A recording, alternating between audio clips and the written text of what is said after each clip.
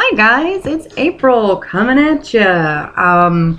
For those of you that don't know, my name is April. I had gastric bypass done May 23rd of 2013, and I wanted to do this update. I am now currently 6 months and 3 weeks post-op. That is 27 weeks. My friend Miss Alicia reminded me about this because I just watched her 25 week and I am 2 weeks ahead of her. So thank you, Miss Alicia, for that. Updates. I'm finally getting some hair, and as you can see, I dyed it. Yes, it's a little red. Just trying to, find my groove, see what I want to do. Okay, well, I do have some numbers. I don't have any measurements per se. I still haven't found my measuring tape. I think it's hiding from me. It's probably like, oh, lady, no. Let's see. Okay, so in December of last year of 2012, that was my highest weight at 420 pounds. From December to May, I had lost 37 pounds on my own. So at surgery, I was at 383. And now, 6 months and 3 weeks later, I am down to 278. That is, let's see, a loss since surgery, 105. And total loss since December of last year, that makes 142 pounds loss.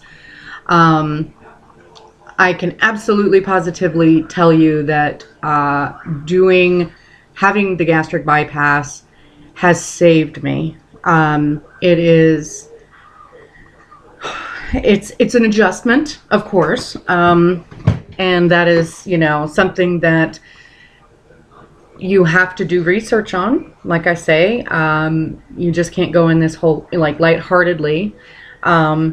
But yes, this was the best decision I've ever done, that I've ever made, besides quitting smoking 10 years ago.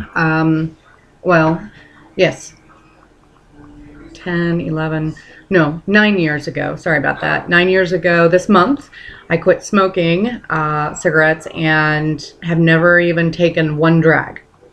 So, of course, I'm still not drinking any alcohol. I was told that I did have to wait a year after surgery before I can start doing any, drinking, whatever. And that's, I think, personally, I think it's more of, some people have said that people that have gastric bypass, they end up being alcoholics. And that is something I do not want to happen. Both of my parents were alcoholics. So that is something I don't want to get into. So anyway, that's my update. I'm currently in size 24 jeans. I could go down to 22s, but I wouldn't be able to breathe. And that is down from size 32s, I think I was in.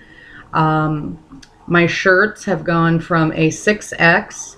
Now I'm down to a 2X. So there is a lot of things. I mean, I have collarbones now. I have wrist bones now. I can feel my rib cage. I can, health-wise though, yeah, I make sure I take my vitamins. I make sure I take my calcium. I make sure I take my vitamin D, my B12, your antacid you still have to take, well, at least for me, all surgery, even though it may be the same procedure, everybody is different. Always listen to your nutritionist and your doctor. Okay. But see, I always get myself off track. Yes. Yeah. I make sure that I take all my vitamins and my supplements. I try to steer clear of the protein shakes and the protein bars as much as I can. And that's because I would rather give my body, real food than going to a drink or, protein bar. One thing, though, that I have been finding that I am needing every day is my coffee. Even it is 6:30 at night and I still have to drink my coffee. And that is mainly because I don't have the energy after I get home from everything I do during the day, either whether it's teaching or being a full-time student at Parkland College, being with my children all morning. You know, I still get run down, and you know, I had issues like that before the surgery. So,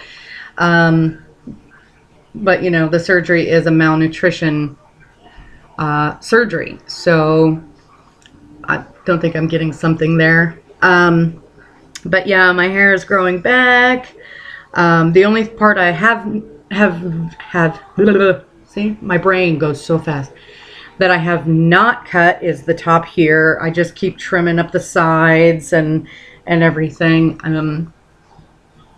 Yeah, I did start losing the hair early on. After the surgery, I buzzed it completely off, let it regrow. Yeah, I am going to be looking into two major things that's going to be happening. I'd say within the year, another year. I do want to get a tummy tuck. I want to do that apron, they call it, all the way around the world here. I am having issues with skin now.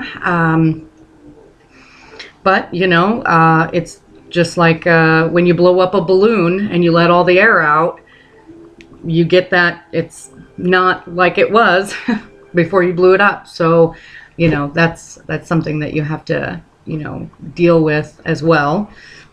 And then another thing I'm looking into, and I've kind of thought this my whole, I don't know, for a very long time, is actually getting all my top teeth removed and getting a denture plate. And that, I'm not having any calcium, you know, issues. That's just a personal issue because I have had so many problems with my teeth that at first I thought, oh, I'll just get braces and get my teeth fixed, and it's very expensive, and frankly I don't want to spend all that money when I could just go and get my teeth removed and get a denture plate in. I don't know, but that's that's nothing to do with the surgery. So any complications that I've had within the month? No, I have not had any complications. I am finding myself that I can eat more than a cup. I'm kind of worried about that.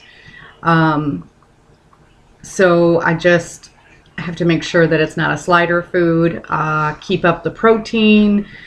I know I'm getting my fluids every day. I am, like, this time of the year, as you can see, my hands are all cracked and chafed. And that's from, you know, frequent hand washing, and, you know, the cold weather and whatnot. Yeah, so I'm going to stop rambling, and that was my update. I'm doing very well.